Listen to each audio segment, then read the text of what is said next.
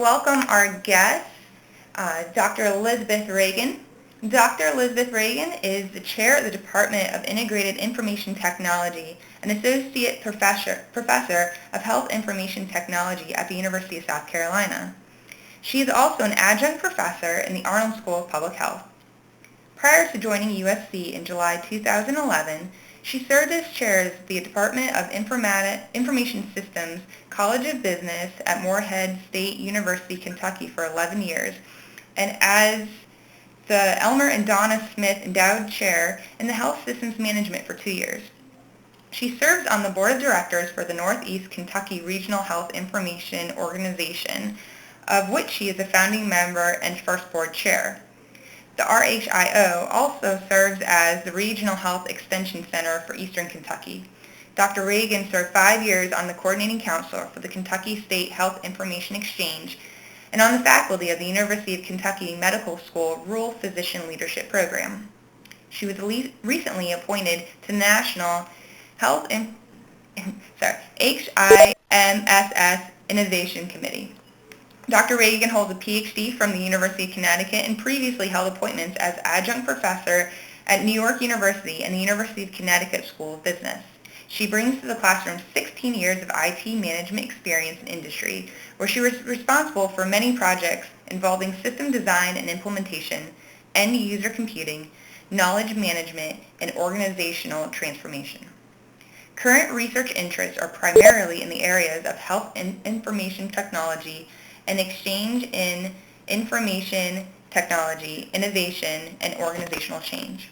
Her projects have been supported by major grants from HRSA, the Office of the National Coordinator for Health Information Technology, the Center for Medicaid and Medicare Innovation Grant, and the U.S. Department of Education. She is the lead author on 2 college texts on end-user information systems and has published and presented her research in numerous national and international forums. So let's go ahead and please welcome Dr. Regan.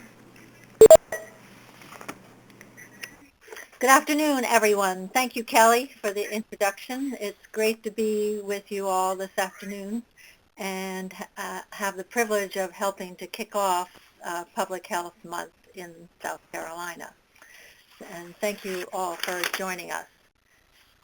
I'd like to today, in talking about health information technology, to really focus on the opportunities that health information technology presents in public health to improve population health and to achieve our public health's multifaceted mission.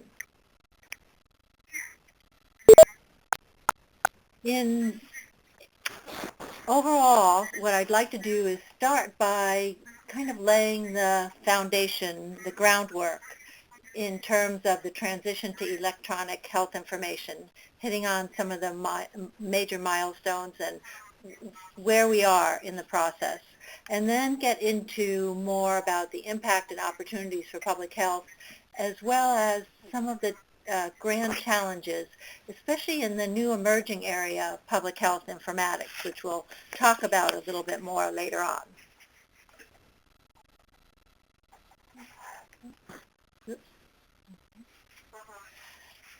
Perhaps the word informatics needs a little bit of definition before we get into the major part of the presentation. The term informatics we hear increasingly these days, and sometimes it's used interchangeably with health information technology. But in fact, informatics has a broad range of understanding in today's world, and so the definitions are kind of fuzzy, in fact. So you hear everything. Very often, informatics is used with a focus more from an orientation of the information sciences, analytics. The focus is on the information and the analysis of the information. And then kind of on the opposite side of the continuum, if you will, the focus is more on the technology, the information technology, process integration, helping to make that handshake between technology as a foundation for change and transformation in healthcare. In public health, informatics, I saw a lot about it as an emerging area of public health of interest, but I didn't really find a specific definition, so I made one up for the purposes of today, and for our purposes, we can perhaps think about it as the capacity to be able to compile, analyze data of interest from e-sources to assess community problems. I'm sure this definition will evolve. So the first area I want to focus on then is the national transition to electronic health information, with a focus on kind of key milestones in terms of how we got where we are today and where we are today, and then with the focus in mind of helping us connect the dots. There's so much change going on in today's world of healthcare. We hear so much in the media. We see so much. Health organizations of all types are wrestling with the amount of change that's coming at them in today's world. And so this is kind of intended as a kind of a high-level overview to try to help us connect the dots and frame things. You might think about it as painting the picture on top of the puzzle box. So what's it all about, this transition to electronic health information? Well, the one thing it's not about capturing the data. It's not really about the technology. It's not about capturing the data. It's really about sharing the data, creating that platform which will allow us to share healthcare data in ways that will be important to improving healthcare delivery and reducing errors and achieving and addressing some of the other problems that we face in healthcare today. It's also very much about integration for continuity of care, thinking more systemically or holistically, if you will, about healthcare, and being able to actually address problems in ways that are help us break down the silos of care that we experience in healthcare today. Silos of care within healthcare institutions, across different departments and operations in healthcare, as well as between different healthcare institutions. And it's also about transformation of care. And transformation of care is about understanding the problems of healthcare that we face today. And again, the problem is not a technology problem. It's very much a healthcare problem, with IT being a platform that opens up new options. And then it's an issue of really understanding what our options are. And the next slide is a quote I saw just recently by Henry Ford. And he's quoted as saying, "If I had asked them what they needed, they would have said faster horses." Well, Henry Ford had a vision, had an understanding of what some of the new options were that other people didn't have at that point when he first developed the Model T. And the pictures here I love. I took these pictures at the Anderson Gardner Museum in Boston. It's a wonderful little museum that has these wonderful old history of cars. And the thing that struck me is how much they look like horse carriages with just the engine sitting there replacing the horse. And I wonder if that's not kind of where we are in healthcare today with the transition to health IT and electronic health information. We're still very much in a frame of mind of kind of trying to adapt the technology to the way we've always done things. And just as these images are a far cry from the cars we drive today, I'm thinking our healthcare system in the use of digital health information is a far cry from where it's going to be 10, 15, 20 years when we look back. So what problems are we trying to solve in healthcare today? Clearly we have the escalating healthcare costs. I'm not telling you anything new, but just to level set. An aging population we're dealing with higher demands for healthcare, the mismatch between care needs and care delivery, deteriorating quality, unaffordable access for many. And this picture here was actually taken in a hospital that shall remain nameless, and of course hunting for patient records and files is an ongoing battle in healthcare delivery. So where are we in today's healthcare system? Well, for starters, it's really not a system at all.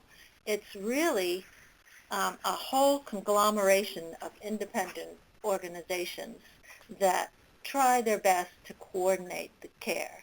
But from a patient's perspective, it's certainly not a system. It's a series of independent operations with very often the patient being in the middle, kind of, I call it the game of monkey in the middle. We're faced with inefficient paper-based operations. Just think if the airline industry, for example, was still on paper today. The cost of airline tickets would probably be as out of control cost-wise as our healthcare is today. We have very fragmented episodic care that lacks continuity, highly specialized silos of service. So, and this is, we didn't start out here. If you think about where we started out with family doctors, right? In generation, we look back a generation or two, the family doctor, I mean, the grandparents went to the doctor, the parents went to the doctor, the kids went to the doctor. We had we had more continuity of care. But as healthcare has evolved, become much more highly capable and specialized, it has become increasingly fragmented. So part of the opportunity is in being able to reintegrate care in a more holistic way. It's largely driven by our third-party payer system, even to the extent perhaps that sometimes from a patient view it seems like our options available for care are driven more by what the insurance companies will pay for than perhaps what the medical community might want to recommend. Lack of transparency, outdated business models, the fee-for-service model, a highly complex environment, and it's very provider-centric. When you think about it, most healthcare delivery is optimized for physicians, optimized for nurses, optimized for the pharmacist, optimized for the emergency room, certainly not optimized for the patient. So our challenge, and I think we have general agreement about the need for change, but where we lack agreement, I think, is how we get that change that I think all of us desire. How do we make the system more patient-centric, more accessible, more affordable, higher quality, and better continuity of care? So if we kind of look, I think the turning point in terms of moving ahead with the implementation of electronic medical records and making this transition to digital health information started with the Institute of Medicine back in 2000 when they came out with one of their landmark reports, which are probably familiar to all of you, To Err is Human, Building a Safer Healthcare System. This was a report completed by, a self-assessment report completed by the healthcare industry, not from external sources. And one of the startling eye-openers was the conclusion and evidence that 50 to 100,000 patients die each year due to preventable medical errors. And so in the following year, IOM came out with a second report, Crossing the Chasm, a new health system for the 21st century, that kind of looked at, okay, if this is unacceptable, what are we going to do about it? And then not much happened from that report in terms of progress, and IOM came out in 2004 with the report Patient Safety, Achieving a New Standard of Care, which called for health organizations to adopt electronic medical record systems. It was a very comprehensive report, but one of the key call-outs in that report was that fundamental to making changes, and the biggest opportunity to make changes was in making that transition, like almost every other industry in the world has done, to electronic information.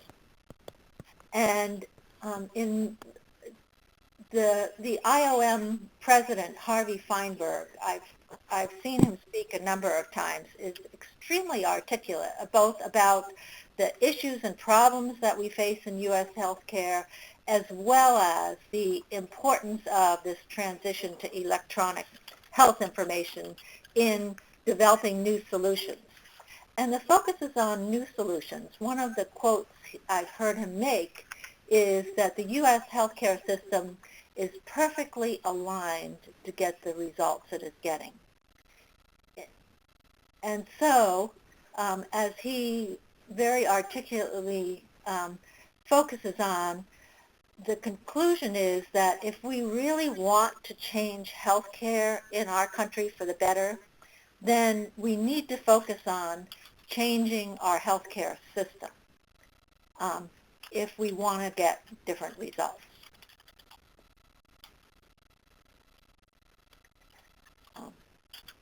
So you notice the year 2004 of the report. Not so coincidentally, in 2004, President Bush, then President Bush, called for most Americans to have an electronic health record by 2014. And he also called for the creation of the Office of the National Coordinator for Health Information Technology, or actually created, I should say, the Office of the National Coordinator for Health Information Technology, in reporting directly to the Secretary for Health and Human Services and to the President. Then in 2009, and notice that split from 2004 to 2009. During that period, we had movement in the transition to electronic health systems. We had a number of innovators in healthcare who heeded that call and were doing some really interesting things and getting some remarkable results. But in terms of moving the whole system forward, there wasn't a lot of movement until in 2009 with the American Recovery and Reinvestment Act and the stimulus package. What President Obama was able to add was dollars. The one thing, when President Bush established the targets and established the ONC, Office of the National Coordinator, it was largely unfunded.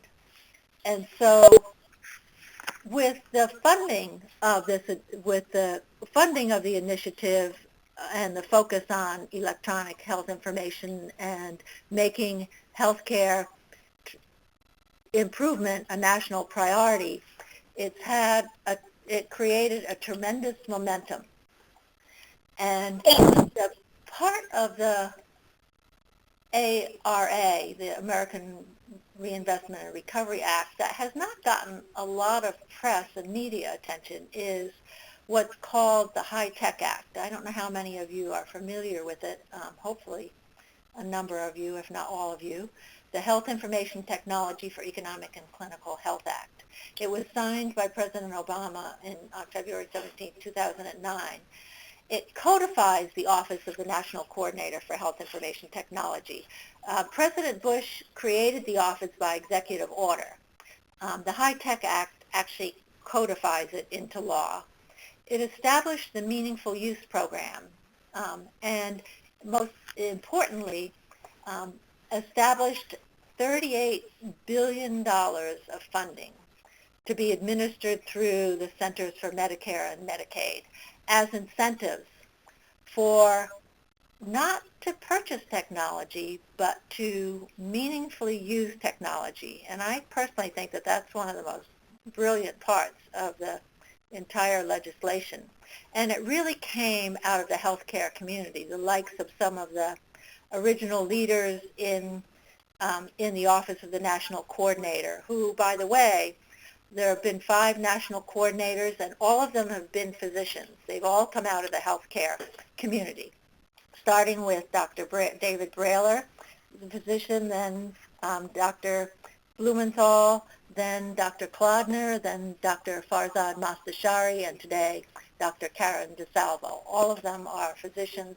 All of them were on the forefront of some of the healthcare innovation that was going on in the country.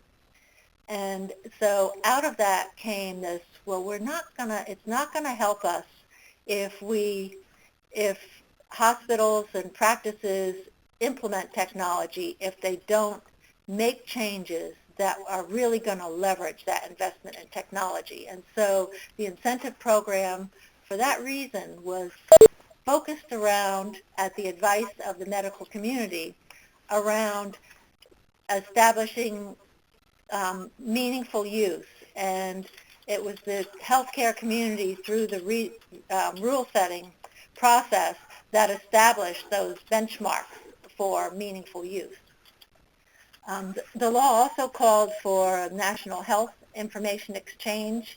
And I won't go into any detail on these. It also created the regional extension centers designed to help, especially small physicians' offices, primary care offices, and especially rural, smaller offices that were probably had insufficient resources to make the transition. It funded state health information exchanges with significant funding, and each state had to establish responsibility within the state for coordinating health information exchange to qualify for the funding. It addressed workforce development, and it addressed university training grants. So just a little bit more about the Office of the National Coordinator, ONC. You notice their focus is not on technology again, but on improving care, reducing errors, reducing the cost of care, improving population health. So it incorporates, one of the important things I wanted to point out here is it really incorporates public health as well as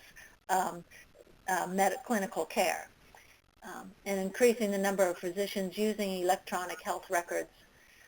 I've got some website references there, so when they post the slides, you can come back and get those references.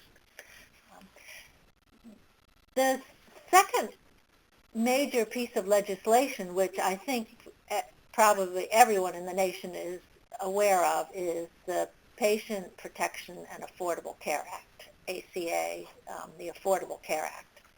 That has definitely been the most controversial. The HITECH Act actually enjoys very strong bipartisan support,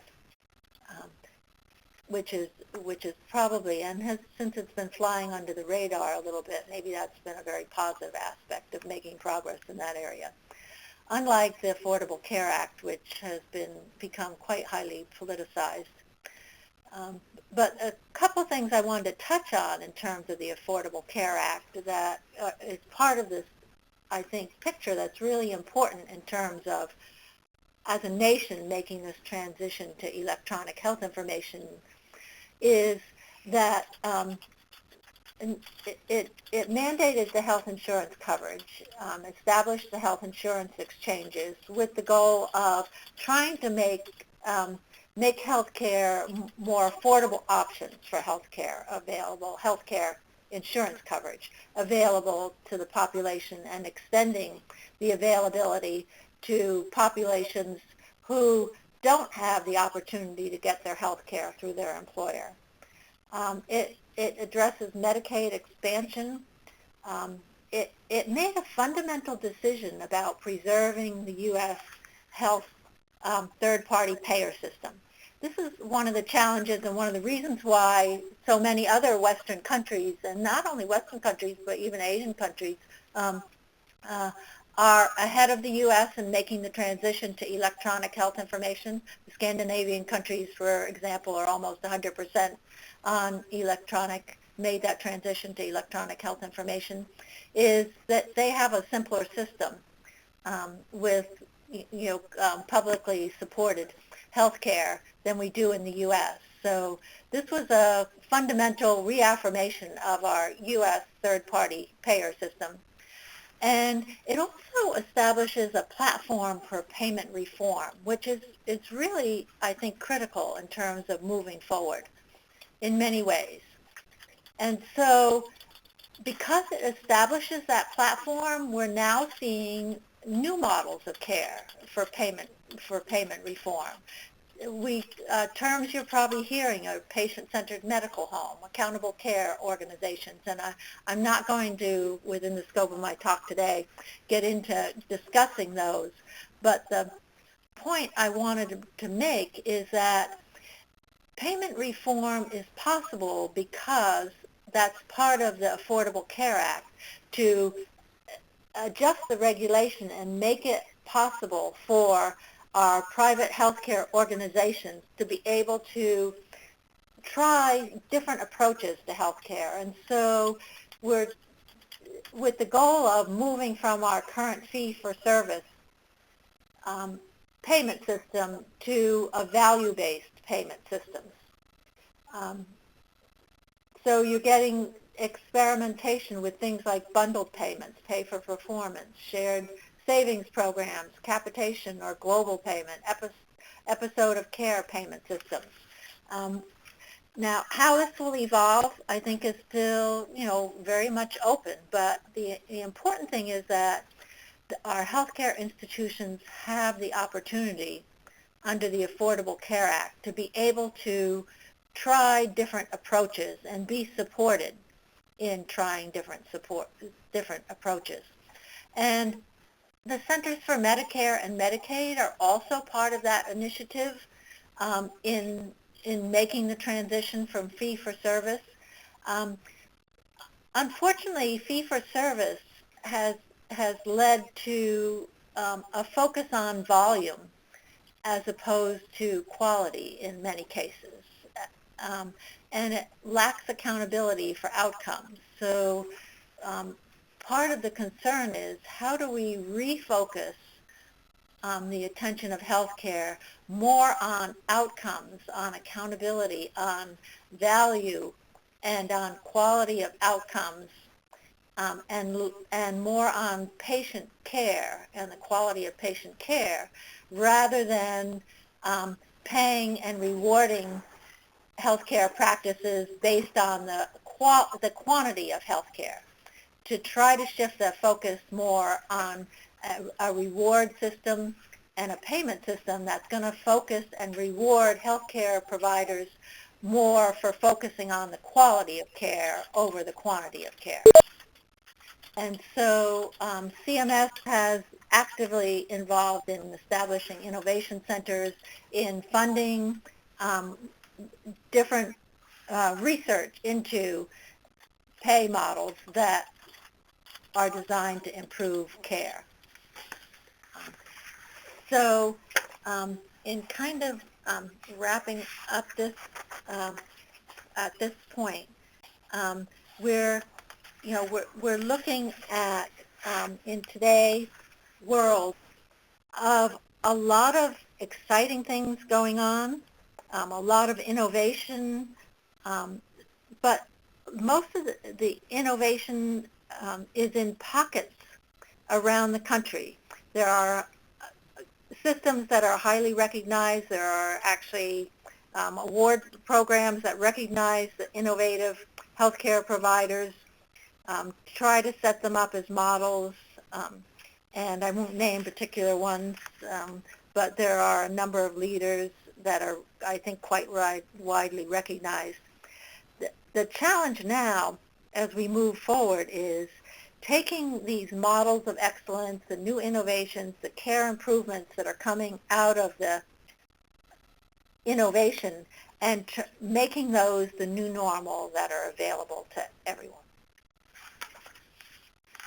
And so at this point, let's pause, give you a chance for questions. And actually, we have a few questions for you that are out there. And so this indicates there are people already out there responding to these questions. We see the answers coming in.